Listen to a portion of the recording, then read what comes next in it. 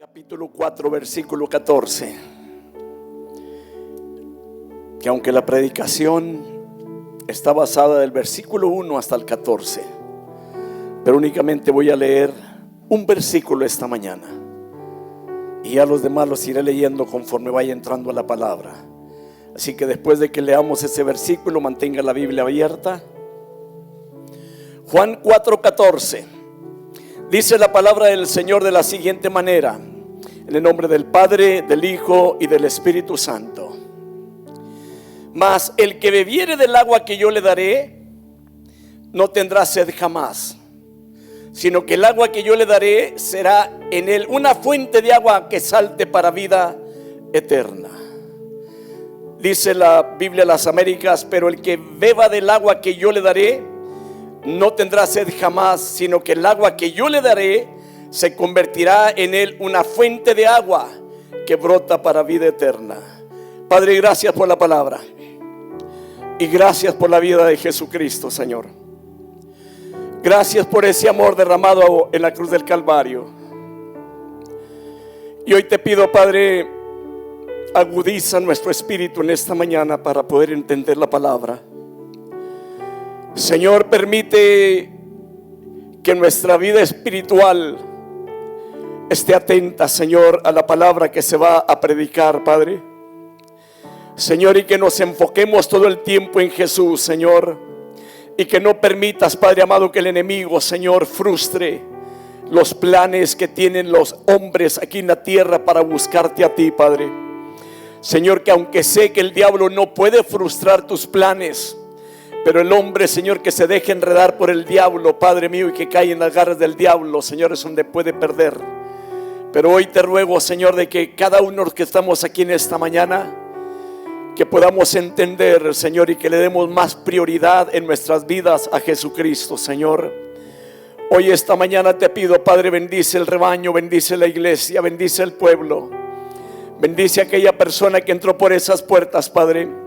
Quizás haya una entre ellas, Padre mío, que no te conoce, y que permitas, Padre, que en esta mañana, Padre, sea tocado por medio de la palabra, Señor, y que pueda abrir la puerta de su corazón, Señor, para que more Cristo en él. Esta mañana pues te pido, Padre, toma el control de este ambiente también, Padre. Toma el control de mi vida también, Padre. Señor amado, y que no me permita salirme de la palabra, que no me permita salirme de las escrituras, Padre. Que te dé la prioridad, Señor, tanto al contexto de la palabra, Señor, en la predicación, Señor. Señor amado, para que todo lo que se predique, Señor, esté enfocado únicamente en lo que la Biblia dice, Señor. Esta mañana pues te pido, Señor, bendice los corazones, bendice la vida, bendice a aquella persona, Padre, que entró por esa puerta, Señor, con una necesidad fuerte en su interior, Señor, que no le haya razón a la vida, Padre.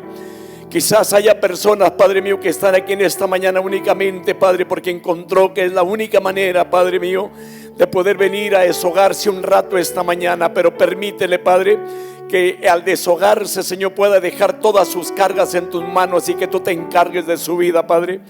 Permítele enfocarse en ti, Señor. Permítele, Padre, poderse meter de lleno en tu palabra, Señor, y meterse de lleno, Señor mío, en tu persona, Padre. Señor amado, esta mañana te pido pues, Señor, haz lo que tienes que hacer, lo que está programado de parte tuya, Padre. Aunque la programación la hayamos traído nosotros esta mañana, Padre, yo te ruego, Señor, de que si hay algo dentro de la programación que tú tengas que quitar para hacer tu voluntad, hazlo, Señor, pero que tu palabra sea el centro de todo, Señor, aquello que llevamos a cabo aquí en este lugar, Padre, en el nombre bendito de Jesucristo. Amén. Tome su asiento, Dios lo bendiga esta mañana.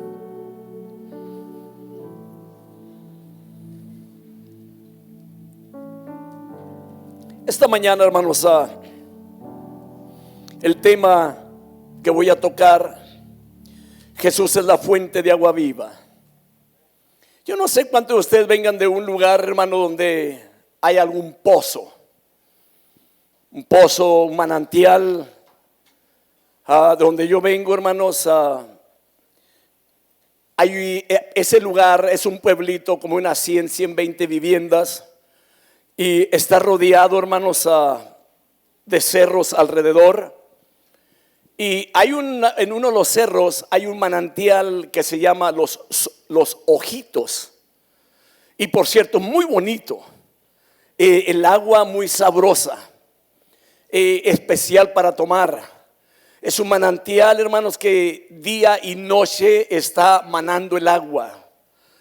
Puede haber tiempos de sequía, si lo que usted entienda, pero ese pozo siempre está manando. Y donde hay un manantial, hermanos, donde hay un pozo, hay vida. Hay muchos lugares, hermanos, por ejemplo, otras áreas quizás no sea un manantial, pero hay arroyos o ríos que siempre están fluyendo, y normalmente la humanidad procura hacer lugares de viviendas donde el agua no falte. ¿Por qué? Porque el agua es la vida, hermanos. Si falta el agua, pues no hay vida. Y es muy importante esto, hermano. Ahora déjeme decirle, dentro de la iglesia cristiana, cuando habla de la fuente de agua viva, se trata de Jesús y también se trata del Espíritu Santo. Una iglesia sin Cristo, hermano, no es iglesia. Una iglesia sin el Espíritu Santo no es iglesia. Falta la vida, falta el agua, falta lo que lo mantiene, falta aquello que hace que continúe viviendo. Entonces, permítame hablar en esta mañana de la fuente inagotable. Y la fuente inagotable, hermanos, se llama Jesucristo, hermanos. Y Él lo dice en la palabra, hermanos, lo habla muy claro, porque el que da esa agua se llama Jesús. Esa agua no la va a encontrar en otra parte fuera de Jesús. Solamente en Cristo Jesús y en nadie más. La Biblia aquí me enseña, hermano, me relata, estuve estudiando la palabra, y créame que para poder sacar este sermón, duré 2 semanas preparándolo, día y noche preparando ese sermón. Y créame que tiene mucho que sacar nosotros como iglesia de esa porción bíblica, y donde podamos entender, hermanos, que sin Él no podemos hacer nada. Y me encontré con un punto, hermano, de que aquí Jesús fue a una ciudad, hermanos, que se llama Sicar, porque sabía que allí había una mujer, hermanos, una mujer que vivía en pecado, y no únicamente una mujer, sino un pueblo también que vivía en pecado. Y podemos decirlo, alguien lo mencionó de esta manera y tituló un sermón donde decía: buscando a la más pecadora. Y créanme, hermanos, que no únicamente Cristo vino a buscar una sola pecadora, sino a todos los pecadores vino a buscar Cristo. A esa es la razón de que Cristo descendió del cielo, para poder dar vida al mundo, hermanos. Así que, hermano, había un corazón sediento, y déjeme decirlo esta mañana de esta manera, de que el Señor programó esa salida para esa fecha, para ir a buscar a una mujer que había tenido 5 maridos, y que ahora la persona que estaba viviendo con él ahora no era su marido. La Biblia no relata si los 5 maridos se habían muerto o qué había pasado con ellos. No relata nada. Simplemente una mujer que necesitaba de Jesús, que necesitaba el agua viva, que tenía que tener un encuentro con Cristo, hermanos. Y créame, déjeme decirlo de esta forma también: cuando alguien lo invita a la iglesia, hermanos, no se trata tanto del ambiente, de cómo socializamos en la iglesia, cómo saludamos, cómo damos la bienvenida, cómo lo recibimos ahí. Se trata de Jesús, hermana. Se trata de que sea el Señor el que llegue a lo profundo del corazón a través de la palabra. Hay alabanza, hay diferentes cosas que se llevan a cabo en la programación de un servicio, pero en todo ello lo que sobresale es la palabra del Señor, hermano. Y déjeme decirle, preste mucha atención a la palabra, hermano, porque es muy triste, hermanos, que la gente muere en la vida, en el mundo, y se va sin Cristo. Es una tristeza grande porque no conoció al Señor. Pero que una persona se muera dentro de la iglesia y que se vaya sin Cristo, esa tristeza es más grande todavía, porque escuchó la palabra y no quiso nada con Jesús. Y déjeme decirle, hay mucha gente, hermano, que puede estarse engañando a sí misma, que puede llegar el domingo, hermano, se arregla, se cambia, se prepara, se afeita, se pone el mejor perfume, la mejor loción, busca la mejor ropa para lucir muy bonito el domingo, pero probablemente, hermano, el traje aquel no sea un traje apropiado para su vida como cristiano. Escúcheme lo que voy a mencionar, porque el traje no es el que hace al cristiano, sino lo que hace al cristiano es el que mora en el interior, que se llama Jesucristo, aquel que borra el pecado, aquel que limpia el alma del ser humano, aquel que lo lo aparta de las garras del diablo, hermano. Ese es el que hace la diferencia en nuestras vidas. ¿Sí me está entendiendo? Ahora, aquí la palabra del Señor, hermanos, dice en versículo primero: cuando pues el Señor entendió que los fariseos habían oído decir: Jesús hace y bautiza más discípulos que Juan, aunque Jesús no bautizaba, sino sus discípulos, salió de Judea y se fue otra vez a Galilea. Y lo dice: y le era necesario pasar por Samaria. Y ahí hay un punto clave en esa porción bíblica, hermanos. Así que, hermano, no era únicamente la samaritana lo que le estaba necesitando a Jesús, sino todo el pueblo estaba necesitando al Señor. Toda la ciudad aquella necesitaba a Jesús. Necesitaban oír al Señor y experimentar la palabra que el Señor mismo iba a llevar a aquel lugar, para que pudiera haber un renacimiento en aquel lugar. Y cuando hablo de un renacimiento, una cosa es que nazcamos nosotros en este mundo, más del vientre de una madre, pero también es necesario nacer en lo espiritual. ¿Cuántos de ustedes han nacido espiritualmente, hermano? Levante la mano. No la baje para observar las hileras. Ahora sí bájela, porque hay mucha gente que está en confusión. Porque no se puede entender que la gente que ya tenga a Cristo y que siga pecando, no se puede decir que somos cristianos si estamos pecando. O no se puede decir que la persona que peca tenga a Cristo. No, porque vive en pecado y Cristo no puede estar en aquel lugar. ¿Me está entendiendo? Ahora, es muy importante esto, hermanos, de darle el lugar que le corresponde al Hijo de Dios en nuestras vidas. Pero déjeme decirle algo, le tengo buena noticia. Jesucristo siempre busca pecadores. ¿Para qué? Para cambiarlos, para transformarlos. No era únicamente como decían los fariseos, que se ponían celosos, se enojaban porque Cristo comía con los pecadores. Lo criticaban. Pero el plan de Jesús no era únicamente comer con ellos y saciarse y irse, no. Sino que hubiera la oportunidad de que le conocieran, que Él es el Hijo de Dios. Amén. Así que no se trata, si alguien lo invita en alguna ocasión, que se trate algo de la iglesia en cuanto donde se va a predicar y hay una comida, permítame decirle, no se trata de la comida, se trata de Jesús. Ahora, Él mismo declaró en la palabra, dijo el Señor: los que están sanos no tienen necesidad de médico, sino los enfermos.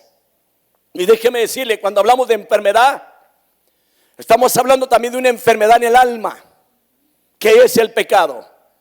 Y es la enfermedad más terrible que pueda haber, porque por causa del pecado hay mucha gente en el infierno hoy en día.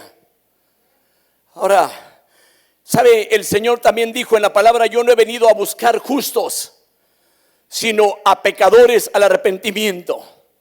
Y eso lo encuentra usted en Lucas capítulo 5, versículo 31 al 32. ¿Sabe? Aún en pleno siglo, hermano, 21, puedo decirlo de esta forma, que viene siendo un mundo, hermano, lleno de personas que tienen sed del agua viva.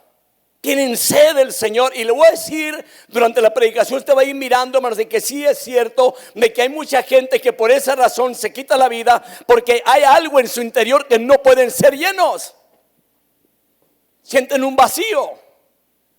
Y a mí me da tristeza a veces, donde a veces escucho o veo de que hay gente, hermano, de que dice que siente un vacío en su vida, que no sabe lo que está pasando y conoce a Cristo. Eso me preocupa.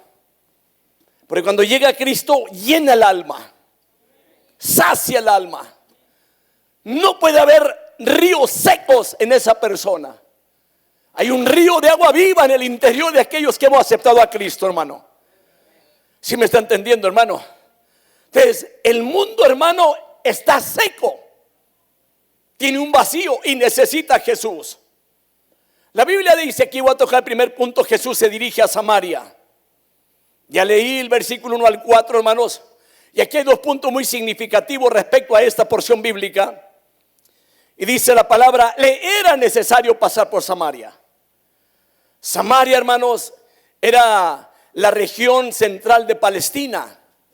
Palestina era un país pequeño que tenía una distancia de norte a sur, alrededor de 180 kilómetros, hermanos. El país estaba dividido en tres partes o en tres áreas. Número uno, estaba Judea, al área del sur. Galilea, al área del norte. Samaria estaba exactamente en el área central, en medio de las dos ciudades. Así que él pasó por Samaria. Era la ruta, hermanos, o sea, el paso por Samaria era la ruta más corta para poder llegar a Galilea. Y la gente tenía que rodear, porque los judíos no querían pasar por Samaria, hermanos, porque los tenían, hermanos, como pecadores, hermanos, de lo peor. Para ellos era de lo peor los samaritanos. Otro punto, hermanos, Jesús abandona a Judea para encontrarse con una samaritana. Aunque muchos han dicho que la razón de que Jesús tuvo que dejar a Judea era porque Jesús estaba bautizando más gente, que aunque no era él el que lo bautizaba, y que supuestamente la gente que seguía a Juan se estaba yendo con Jesús. No lo dice la Biblia. Hay una porción que sí dice de algunas personas que se fueron. Ahora, pero déjeme decirle, el enfoque no está allí en esta mañana, en ese sermón, o sea, en este sermón, sino el enfoque está, hermano, en la fuente de agua viva que se llama Jesucristo. Jesús, hermanos, ingresó a aquella ciudad, a Samaria, y aquí hay las palabras, hermanos, que era necesario, tiene un significado, y esa palabra es edei, que significa necesidad, compulsión, destino, pero también implica obligación. O sea que Jesús sintió la obligación o tenía la obligación de ir también a Samaria. Así que, pero aquí hay una palabra clave, la palabra necesario. Jesús debía de pasar por Samaria. Así que particularmente, hermano, la mujer samaritana lo necesitaba en su vida. Samaria, hermano, necesitaba el evangelio, tanto también como otras personas o otras naciones también necesitan a Jesús. Y déjeme decirle, hoy en día también el mundo entero, las naciones enteras necesitan a Jesucristo en sus corazones, hermano. Déjeme decirlo de esta forma, hermano. El mundo es un rompecabezas que no haya que hacer, buscando soluciones de diferentes formas, pero no le encuentran. ¿Sabe usted por qué no le encuentra? Porque le falta una pieza clave al rompecabezas. ¿Sabe usted cuál es la pieza clave? Jesucristo. Cuando el mundo conozca a Jesús, las cosas cambian en sus vidas. Ahora dije en sus vidas, pues las cosas que van a acontecer en el mundo nadie las va a cambiar. Si usted ha estado aquí en la escuela dominical, está escuchando lo que se está hablando de Apocalipsis. Nadie va a cambiar el curso que lleva al mundo, hermanos, hacia el Apocalipsis. Nadie. Pero lamentablemente, hermano, hay mucha gente que ha escuchado de la salvación del alma, ha escuchado de lo que va a acontecer, ha escuchado de Jesús, pero ha tenido en poco lo que se dice Jesucristo, hermano. Y lo va a lamentar en su vida. Hay gente, hermanos, entretenidos en el pecado, viviendo, hermano, una vida vana en el pecado. No les interesa Jesús hoy en día. Pero déjeme decirle, más vale que si usted conoce o conoció a Cristo, le ponga atención a la palabra y se enfoque y vive una vida, hermanos, cristiana 100% para servirle al Señor. Porque vienen días venideros en los cuales, hermanos, va a ser difícil para la humanidad. Y déjeme decirle, el único que va a salvar al mundo se llama Jesús.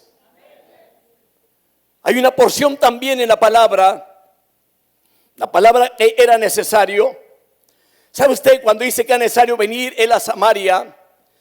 Había una razón, el plan era venir a traer la bendición también para los samaritanos.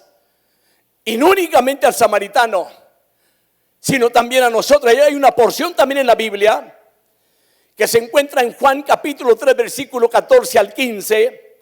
Y dice, y así como Moisés levantó la serpiente en el desierto, así es necesario que sea levantado el Hijo del Hombre, para que todo aquel que en él quiera no se pierda, mas tenga la vida eterna. Era necesario de que Cristo fuera levantado en la cruz del Calvario, para que usted y yo tuviésemos vida eterna. Ahora, la palabra necesario ya la mencioné, pero déjeme decirle algo esta mañana. Era necesario que Cristo fuera levantado, hermanos, en aquella cruz. ¿Para qué? Para que pagara por nuestros pecados. No había otra alternativa para nosotros, solamente que Cristo subiera a la cruz del Calvario para que usted y yo fuésemos salvos.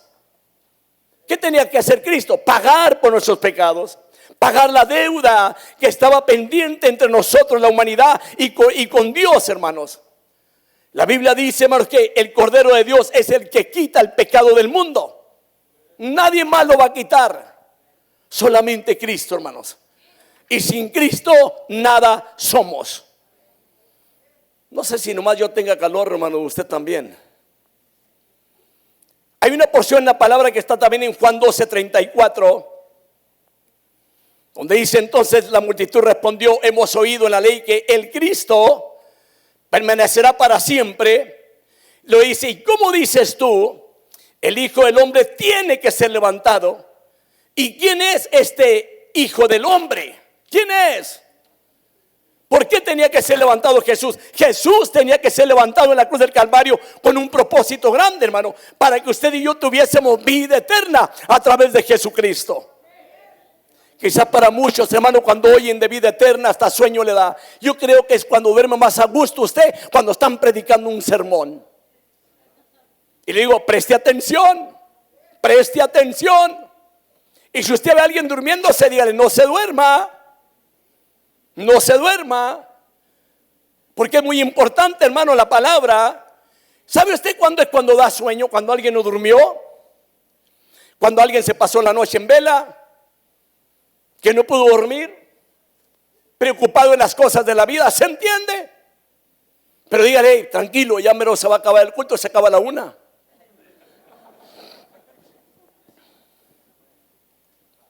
¿Me estoy explicando?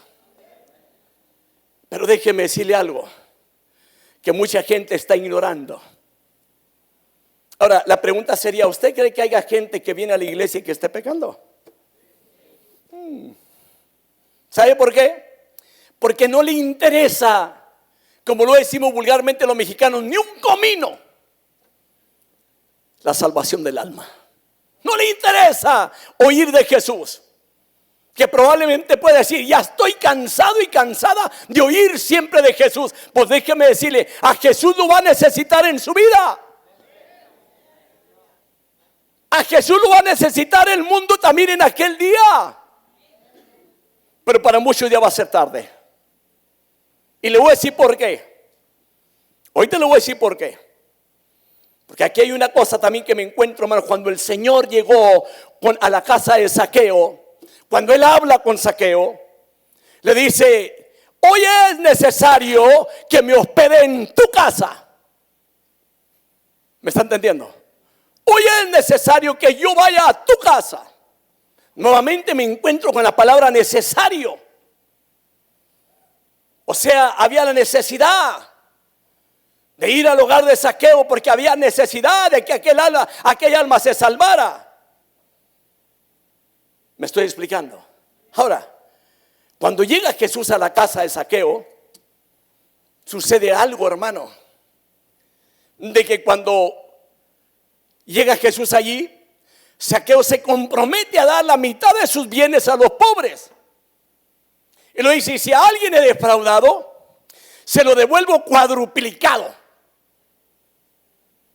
Wow. Entonces dijo Jesús: hoy ha llegado la salvación a esta casa. Hoy.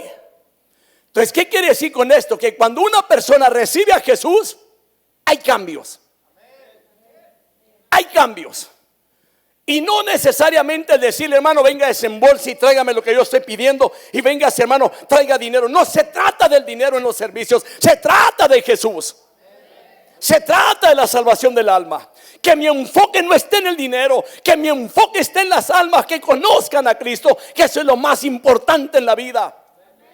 Le dijo Jesús: hoy ha llegado la salvación a esta casa. Oiga, aquel hombre se compromete a darle la mitad a los pobres, y luego se compromete que si a alguien le robó, había que devolverle el 4 tanto. Oiga, qué tristeza hay hoy en día, hermano, que gente que conocen al Señor, supuestamente entre comillas, sean los que le roben a los mismos hermanos en las iglesias. Gente que tiene casas de renta, hermano, y que batallan para sacarle la renta, hermano. Gente que cuando le rentan se van y no le dice para dónde se fueron debiéndole la renta de un año y jamás se la vuelven a pagar. ¿Cómo se le llama a este tipo de personas? Rateros.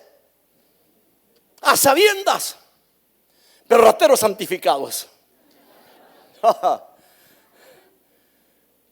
Es una tristeza, sinceramente, hermano, que alguien que conoce la palabra y que practique el pecado y que viva en el pecado, ¿sabe qué es lo que se le espera a esa persona? El infierno.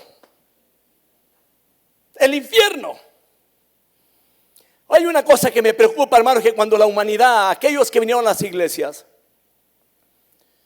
y cuando sean abiertos, hermano, aquellos sellos, hermanos, que la Biblia menciona, cuando sea abierto también aquel libro de la vida, y que si alguna de las personas no es encontrada en el libro de la vida, ¿qué va a pasar? Vaya a decir, Señor, así te voy a los diezmos para que me dejes entrar al reino de los cielos. No. Con Jesús no entran los sobornos. Usted puede sobornar a alguien que le gusta el dinero y se lo va a ganar, pero a Jesús no se lo gana con dinero. ¿Sabe cómo se gana a Jesús? Creyendo en Él, y eso es todo. Y digo yo, ¿qué tan difícil es creer en Él? Para muchos sí es difícil. ¿Por qué? Porque, hermano, están, hermanos, plagados de pecado y les gusta pecar, saborean el pecado y la carne no quiere apartarse del pecado. Déjeme decirle, es necesario que dejen a Jesús entrar a los corazones. Es necesario que vivamos en santidad, porque sin santidad nadie verá al Señor, hermano. Es necesario. Ahora, cuando Jesús le dice a Zaqueo que ha llegado la salvación para aquella casa, esa palabra tiene un significado, es liberación. Para aquellos que predican o que oran para que sea liberado, permítame decirle, la liberación más grande es que sea liberado de los pecados. ¿Cómo se libera? Lavado con la sangre de Jesús. Esa se llama liberación. Otra cosa que también significa la palabra salvación: preservación, sanidad, prosperidad para el alma, felicidad. Para aquellos que buscan la felicidad, déjeme decirle, Cristo es la felicidad. Lo vuelvo a mencionar, Cristo es la felicidad. No es que si me das 10 hijos, entonces voy a ser feliz. No es que si me compras la casa que yo quiero, entonces voy a tener la felicidad. No es de que porque ya te hiciste de tantos años ya no soy feliz. Si fueras joven yo sería feliz. Permítame decirle, eso no se llama felicidad. ¿Sabe cómo se llama eso? Se lo dijo así. Es pecado. Es pecado. Hay gente que quiere seguir pecando, hermanos. Hay gente, hermano, en la vida que tiene los ojos llenos de lujuria, el corazón lleno de lujuria, pero busca la manera de tapar aquello, hermano, para que todo se vea tranquilo. Y cuando pasa algo, hermano, se siente la víctima. Y es que hice esto porque me hicieron pasar esto, por eso caí en pecado. Permítame decirle que cuando una persona peca, con el primero que peca es contra Dios. Al que le falló es a Dios. El mundo le puede fallar, la familia le puede fallar, los hermanos le pueden fallar, el esposo le puede fallar, la mujer le puede fallar, los hijos le pueden fallar, pero Jesús nunca falla. ¿Por qué va a haber razón para pecar en contra de Él? Porque hay mucha gente que se puede esconder y decir, bueno, yo pequé, me fallé, me aparté, o hice esto porque me provocaron y caí en eso, y es que siempre he estado abandonado. Déjeme decirle, cuando llega Cristo, no estamos solos. Cristo está en nuestras vidas. Puede andar, hermano, en el monte solo, si usted quiere decirlo de esa manera, pero si es cristiano, no está solo. El Señor está en su corazón, mi hermano. La vasija nuestra está llena de la misma gloria de Dios, hermano.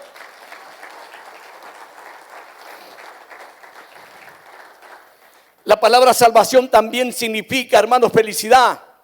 Esa es la felicidad. La palabra salvación significa rescate. La palabra salvación también significa bienestar, un bienestar general. Y le mencioné, hermanos, cuando Cristo sea el centro de su vida, todo va a estar bien. Aunque no tenga ni un 5, aunque no tenga nada, aunque no tenga el mejor coche, hermano, aunque la gente lo haya abandonado, no importa. La felicidad que está adentro, nadie se la puede robar, porque es una felicidad que no viene únicamente una felicidad pasajera, sino que va a ser una felicidad eterna en su vida, mi hermano, porque se llama Jesús, hermano, y Jesús es eterno. Bendito sea el nombre del Señor.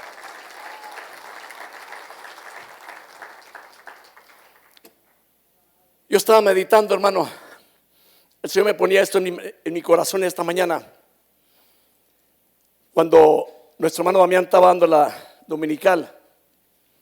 Qué triste es, hermano, de que el ser humano crea que su nombre está escrito en el libro de la vida y continúa en el pecado y continúa en el pecado. Y cuando llegue aquella pasión, que se dé el chasco de que busquen su nombre y no se ha hallado ahí en el libro de la vida. ¿Qué irá a hacer la humanidad? Y sabe, muchas veces cuestionamos demasiado ese punto, cómo es que se escribe el nombre nuestro en el libro de la vida, quién lo escribe, y cómo lo escribe, y cuándo lo escribe, y cuándo se borra, y cuándo se pone, y bueno, X. Y este soy yo, pensando de esta manera. No lo vaya a buscar allí que diga, no, el hermano dijo así, vamos a buscarlo, pero piense lo que va a mencionar. De que el que no se ha hallado inscrito en el libro de la vida será lanzado al lago de fuego eterno. Así dice la Biblia. Y muchos estudiosos, hermano, han llegado a ciertos puntos y bueno, es que de esta manera, esta forma y esta otra. Pero hay algo. Yo no sé si usted haya ido, hermano, a un registro civil allá en su tierra. ¿Quién de ustedes le tocó ir a registrar a sus hijos cuando nacieron? Y usted le puso el nombre que usted quiso. Ahora, no importa el nombre. Lo que importa es que el nombre esté allí escrito en el libro de la vida. Eso es lo que importa, hermano. Entonces, usted sabe, cuando nace se inscribe ese nombre. Y podemos verlo también de esta manera. Cuando viene un hombre, una mujer o un niño, una niña a este mundo, yo pienso de esta forma. El Señor lo escribe allá. Fulano se fue a la tierra. Ahí va. Aquí vino al mundo, nació, creció, se desarrolló, se casó, pecó. Llega el tiempo, le presentan el evangelio. ¿Ok? Se muere, pero se murió creyendo en el Señor. Llega con el Señor. Llega aquel día, cuando se abra aquel libro, hermano, y ahí está el nombre escrito en el libro de la vida. Pero hay una clave. No es tanto porque haya venido al mundo a pasearse, a disfrutar la vida, sino que un día creyó en Jesús. Y luego vino otro, hermano, nace, crece, se reproduce, peca, le presentan a Cristo, no quiere nada con Cristo, se va, se muere. Llega el día, hermano, que se abra aquel libro. ¿Qué pasó con el nombre aquel? Lo borraron. ¿Quién? Dios. Porque no creyó en el unigénito Hijo de Dios. Porque dice la palabra, porque el que en él cree no es condenado, mas el que no cree ya es condenado, porque no creyó en el unigénito Hijo de Dios. Le digo a usted esta mañana, iglesia, bienaventurados los que han creído en Cristo Jesús. Se ha glorificado su nombre por ello.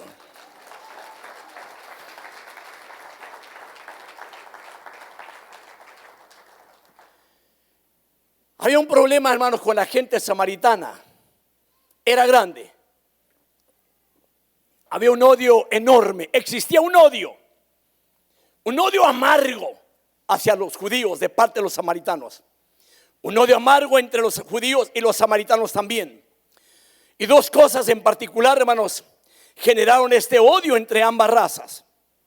Número uno, los samaritanos eran mestizos o medio judíos. Una mezcla por nacimiento. Para aquellos que venimos de una nación y que nosotros somos genuinos. No, hermano, estamos bien mestizos nosotros ya. Nosotros somos mestizos.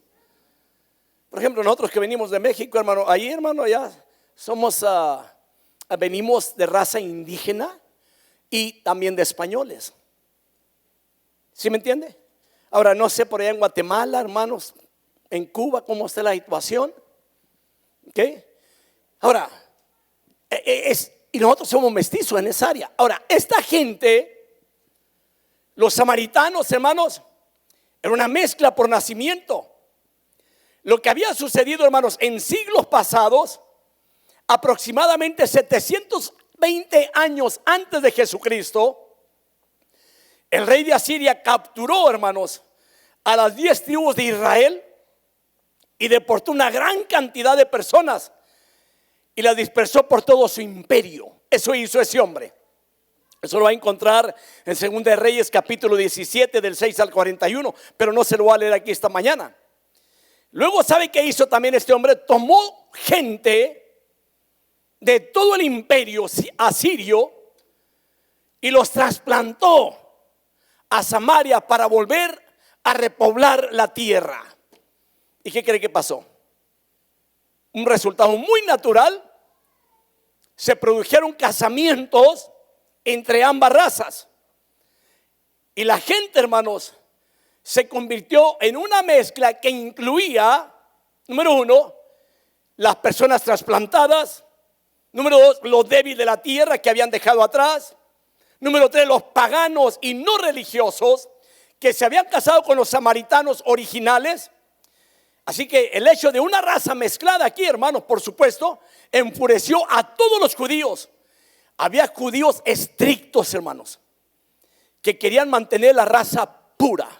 ¿Sabe usted? Hay gente, hermano, que puede decirle, no, yo no sé si usted venga de gente, hermano, donde en la familia todos son blancos. ¿Ok? Me voy a meter en un detalle esta mañana. Y luego por ahí la muchachita, aquella güerita, hermano, se arregla un morenito, hermano. Va y se lo presenta a los papás. Aquí te presento a mi novio.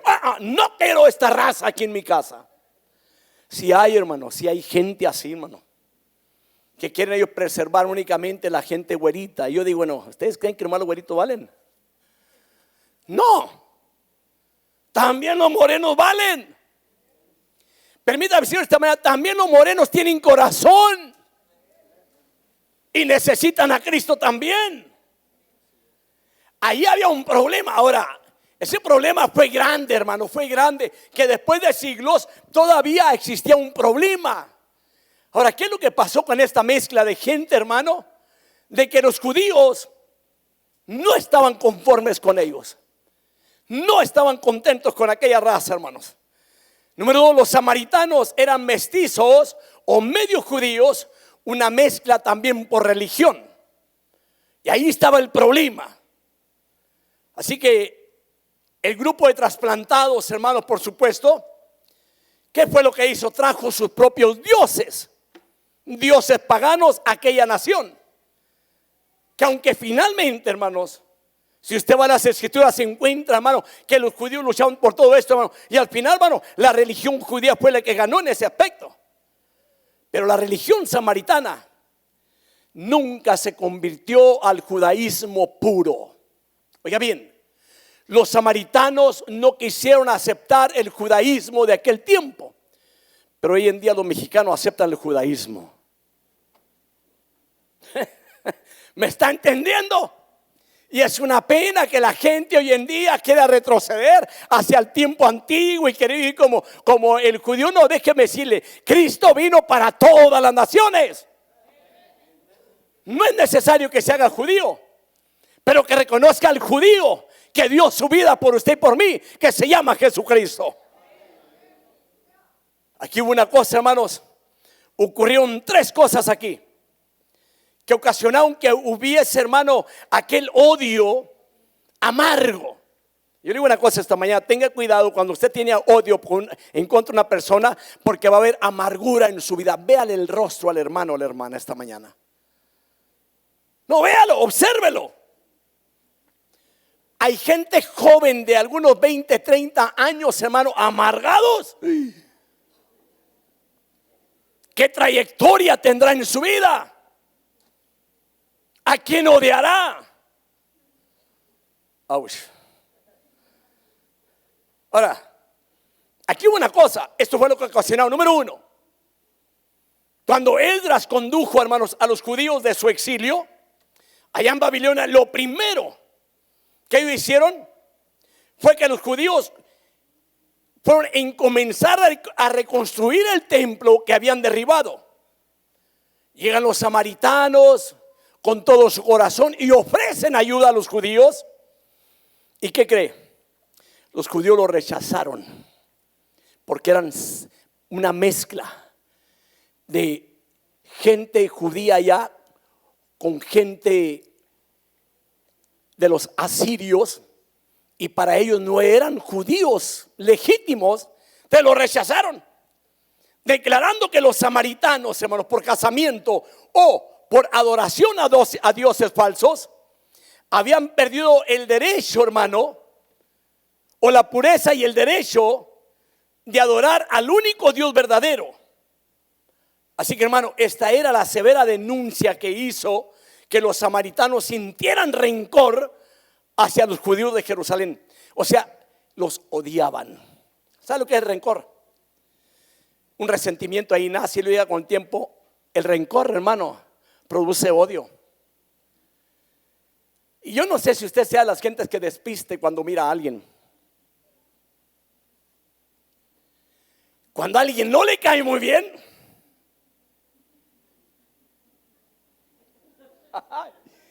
esa boca, hermano, parece de hule.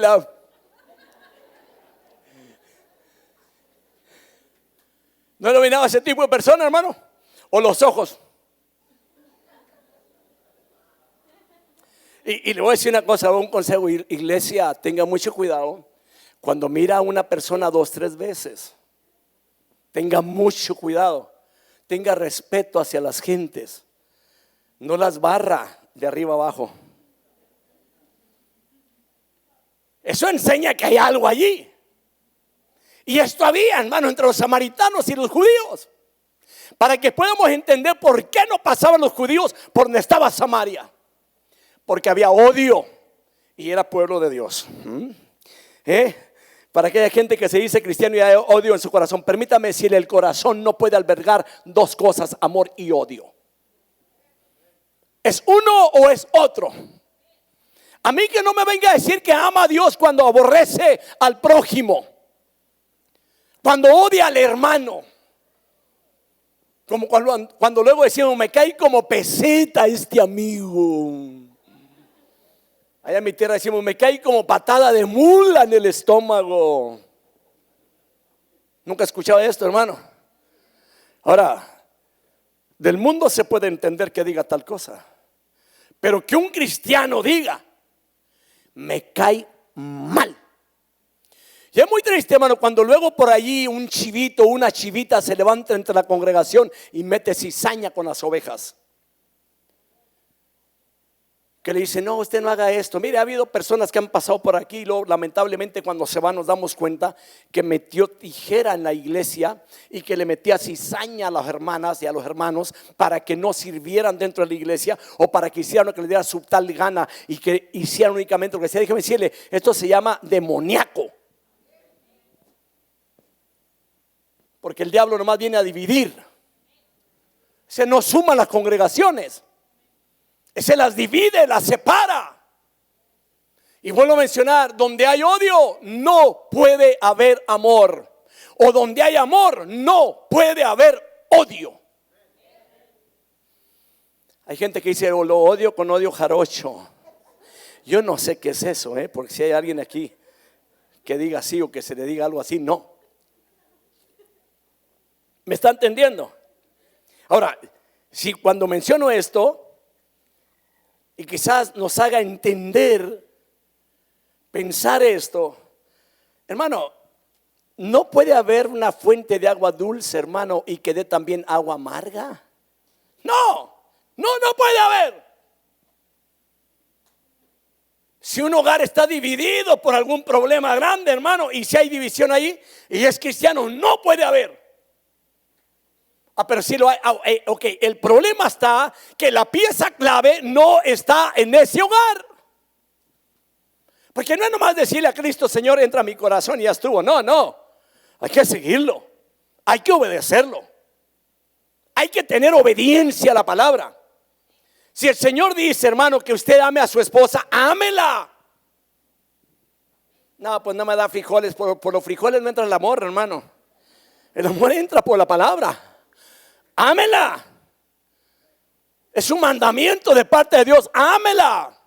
Pero no se deja, ámela. ¿Y lo que le dice el Señor a la mujer que tiene que hacer con el marido? ¿Qué qué? ¿Ok? Y se sujeta. Yo voy a preguntarle a los maridos esta mañana, ¿y su esposa se sujeta? Nomás hay uno que me dijo que sí, ya, con él no pasé, ya. Él los salvó a todos ustedes. Ahora, una persona que dice que ama a Dios y que obedece a Dios, no hay problema. Pero si no obedece lo que dice la palabra, hay problema. Que enseña que Jesús no gobierna el hogar. Amén. Ahora, es muy importante, hermano, el que podamos entender. No puede haber odio en nuestras vidas. No puede haber. Hay gente que odia a la pobre suegra, pero ¿por qué? Si lo único bueno que hizo fue darle a su hija.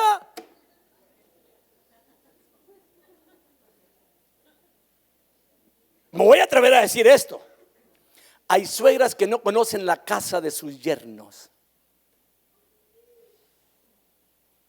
Es que cuando llega la suegra, hermano, usted no se imagina lo que hace. No, hombre, la mujer se revela. Háblele de Cristo. Háblele del Señor. Pero vamos a dejar esto aparte, hermano. Seguimos adelante, hermano. De lo que había, el problema que ocasionó todo esto, hermano. Porque estaban enojados los samaritanos también, aparte de eso. Porque lo rechazaron, que no los dejaron ayudar, meter la mano para hacer el templo. Entonces, ¿qué fue lo que ocasionó aquello? Que los mismos samaritanos se atrevieron a hacer un templo rival. Oye bien, un templo rival. Porque los judíos también tenían su templo. Y ellos lo hicieron en el monte, hermano, de Gerizim, para competir con el templo de los judíos de Jerusalén. Qué bonito, ¿verdad? Que haya competencias. Y espero que en la iglesia no haya competencia, hermano. Que no haya este tipo de problemas en la vida, hermano. Porque déjeme decirle, hermano, no trabaja así el Señor con nosotros. Otra cosa, hermanos, los samaritanos distorsionaron tanto las escrituras como la historia por favorecer a su propia gente, hermanos, y a la nación. Es mucha distorsión. Así que cuando ellos llegan, hermanos, o cuando llega Jesús a aquella ciudad de Samaria, llega él a Sicar, junto a la heredad de Jacob, que él había dado a su hijo José. Ahí estaba el pozo de Jacob. Ahora, dice la palabra del Señor, vino pues a una ciudad de Samaria llamada Sicar, junto a la heredad que Jacob dio a su hijo José, y estaba allí el pozo de Jacob. Entonces Jesús, cansado del camino, se sentó así junto al pozo, y era como la hora sexta. Ahora, dentro de este marco, hermanos, el escritor aquí, hermanos, introduce aquí lo que viene siendo la ciudad de Sicar, hermanos, y él se retrocede a siglos de historia hacia atrás, hacia Génesis capítulo 33, hacia Génesis 48, a Josué 24. Llega Jesús, hermano, y se sienta allí, y podemos decir en el brocal del pozo. ¿Sabe lo que es el brocal?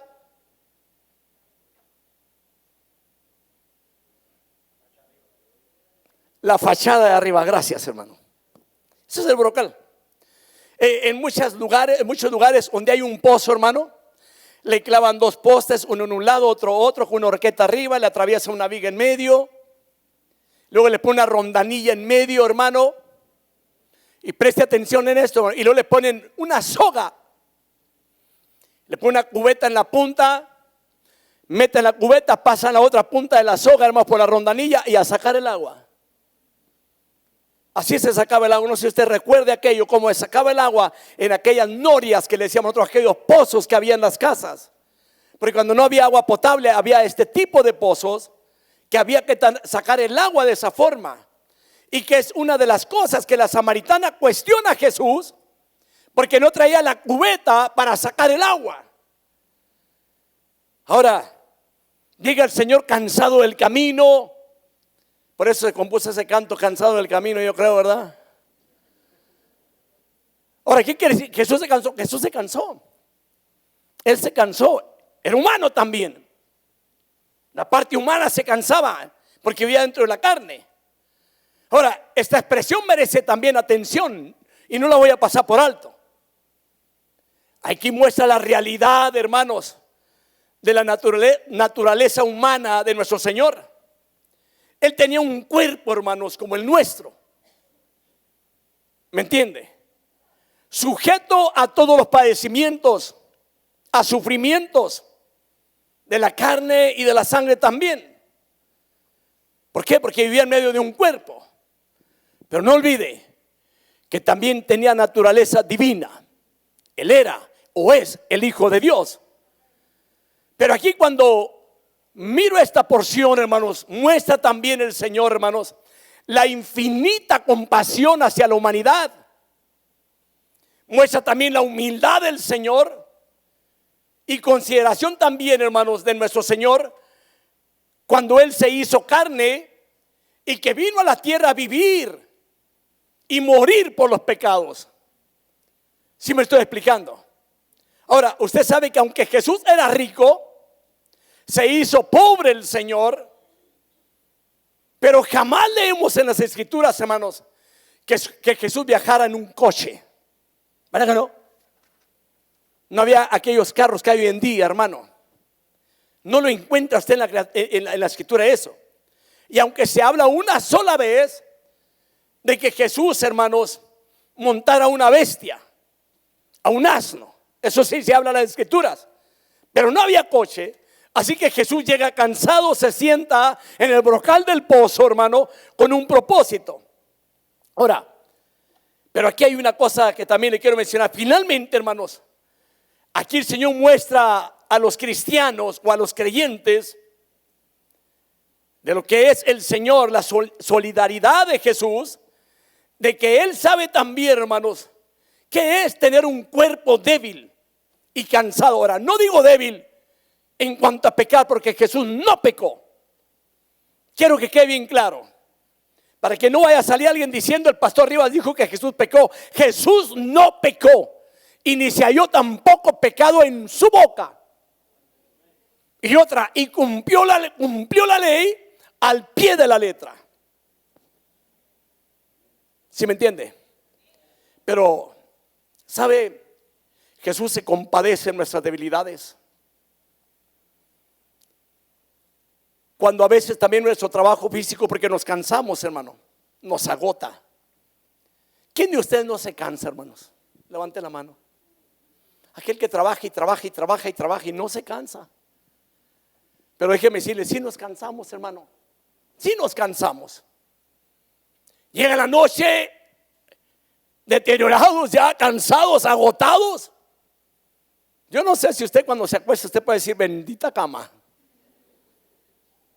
Y ahorita mayormente con tiempo de calor y si está fresca su recámara, hermano, y que llega, levanta las cobijas y se mete en ella, siente lo fresco de la cama y lo disfruta.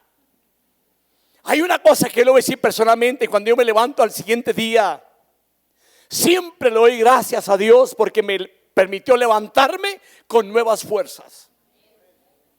Me puedo salir de la recámara, hermano, como campeón me siento. Aunque quizá chuecando un poquito porque a veces me acuesto descuadrado y de repente cuando me levanto pero por otro lado, ya la descuadra va por otro lado, pero con nuevas fuerzas. Y hermano, gracias a Dios por ello. Pero Jesús también se cansó. Ahora menciono esto para que podamos entender que el Señor tiene misericordia de nosotros, hermanos.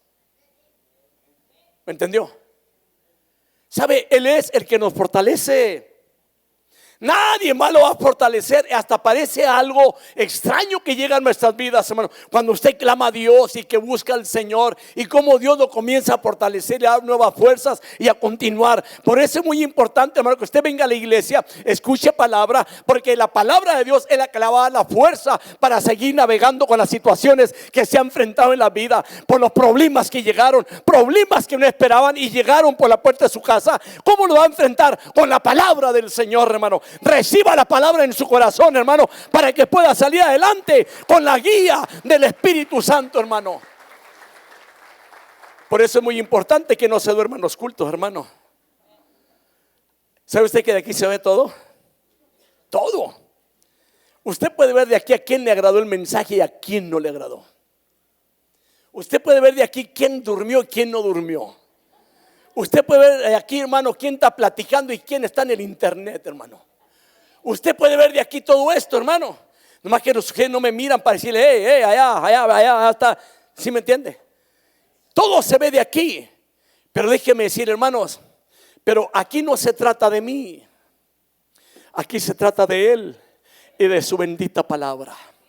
Y espero en Dios, hermano, que cada día el Señor tome el control por medio de su palabra y que pueda bendecir al que llegó necesitado, hermano. Porque una cosa es venir a un culto, hermano, y que usted salga peor de lo que venía al culto, hermano. Entonces algo anda mal ahí, o algo está pasando con lo que estamos predicando. Pero cuando usted viene a un culto, hermano, y usted comienza, hermano, a absorber la palabra del Señor como una esponja que usted mete en una cubeta de agua, hermano, y que sale llena, así también la iglesia debe salir llena de la palabra para enfrentar las situaciones de la vida, porque no es tan solamente de pan vivirá el hombre, sino de toda palabra que sale de la boca de Dios.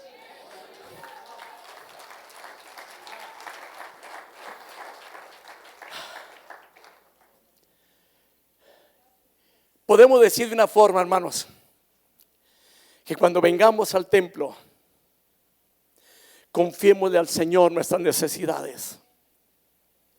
Traigámosle el cansancio que hay en nuestras vidas de lo que estamos enfrentando. Puede haber que haya llegado un problema a su casa que usted no se lo buscó. Porque si usted sabía, hay problemas que llegan solos y hay otros que no, los invitan. Hey, vengan, yo necesito un problema para darle aquí vuelo a la vida. Vengan. Y yo le digo, hermanos, cuidado con ese tipo de problemas. Había algo que me llama la atención conversando con mi esposa, y perdonen mi esposa porque voy a mencionar esto, de que me decía, las tormentas siempre llegan de afuera. Y es cierto. Me decía, pero cuando hay una tormenta que llega de adentro, el problema está adentro. ¿Me entendió? Cuando hay una tormenta que se inició adentro, el problema está adentro. Y me llamó la atención, sinceramente, hermano. Ahora, cualquiera que sea la situación, tenemos que aprender a depositarnos en las manos del Señor y que nos dé la fuerza para continuar en la vida. Lo vamos a necesitar, pero tenemos que decírselo confiadamente al Señor y pedirle ayuda. Pero ¿cómo vamos a pedir ayuda si a veces los que predicamos no les damos la oportunidad que venga a pedir ayuda? Como que hay ocasiones que nos están a la carrera, hermano, y hay que despedir el culto porque a lo mejor hay un juego por allá y va a llegar tarde y trae boletos para 4 o 5 familias y hay que darle un boleto y para poderlo aprovechar. Pero déjeme decirle, es importante que busquemos a Dios y que ruede el mundo allá afuera. Ahora, escuche bien lo que voy a mencionar. No sé si de casualidad alguien por ahí traiga boletos y tenga preparado algo. Nadie me lo dijo. Tranquilito, sereno, sereno, Mateo, sereno, sereno. Nadie, simplemente que esto sale así, salió así. Pero lo que le quiero decir, de que los que dirigimos tenemos que darle tiempo a la iglesia. ¿Dónde es donde se desahoga? Sino cuando hay un momento, una predicación, y que la palabra llegó fresca a las vidas y que puede decir, esa palabra era para mí. Esa palabra venía directamente a mí. Yo la necesito. Pero a veces nosotros apagamos aquel buen momento, hermano, y la gente no se viene a adorar a Dios y a buscar la fuerza del Señor. Hoy voy a acabar temprano. Y nomás toque un punto. Pero voy a acabar temprano. ¿Cuál es el propósito? Iglesia, póngale sus cargas al Señor. Deposítele sus situaciones a Dios. Ahora, pero déjeme decirle algo. Una cosa es que usted me diga: pastor, ore por mí porque yo quiero quiero que usted ore por mí porque tengo problemas. No hay problema, oro por usted. Pero cuando usted pase al altar, si no nos piden que oremos por él, o yo no le digo oremos, dejémoslos así. Déjelos que descanse. Déjelos que platique con Dios. Porque necesitamos hablar con él. Me atrevo a preguntarle: ¿cuándo fue la última vez que usted habló con Dios? Hay gente, hermano, que tiene tiempo que no platica con Dios. ¿Sabe por qué? Porque no se le ha dado tiempo. Porque estamos tan preocupados en las cosas de la vida que a veces entramos en una rutina en los cultos. Una rutina. Y la rutina es un monstruo. También dentro de una congregación hay que tener cuidado. Que no nos mueva aquella rutina, hermanos. Necesitamos tiempo para con Dios, porque nos interesa. Déjeme decirlo de esta manera. No es que Él lo necesite. Usted y yo lo necesitamos. Hoy lo voy a invitar. Póngase de pie. Y el que pueda pasar, venga y doble rodilla y platique con él. Y si no puede doblar rodilla, póngase ahí de pie. Y si no puede pasar porque se llenó el altar, allí en su asiento, platique con Dios. Ahí en su asiento, clame a Dios. Déjeme decirle, hablar con Dios es saludable. Nos quita las cargas. Nos hace descansar. Nos da seguridad. Nos da fortaleza. Porque la fortaleza viene de arriba, mi hermano. Es tiempo de hablar con Dios esta mañana.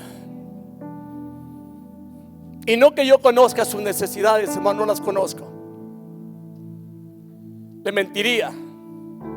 Porque cuando alguien me platica un problema, hermano, ya mejor no predico. Si Dios me traía algo allí en el mensaje, ya mejor no digo nada en el mensaje, porque no me gusta avergonzar a nadie de aquí del altar.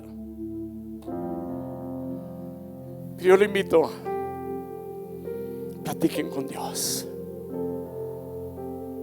Ahí donde está. Ahora, para aquella gente que esté aquí esta mañana y no conoce a Jesús, hoy lo invito: abra la puerta de su corazón al Señor. Y no que yo sea el que lo necesite, usted lo necesita. Si hay alguien, levante su mano.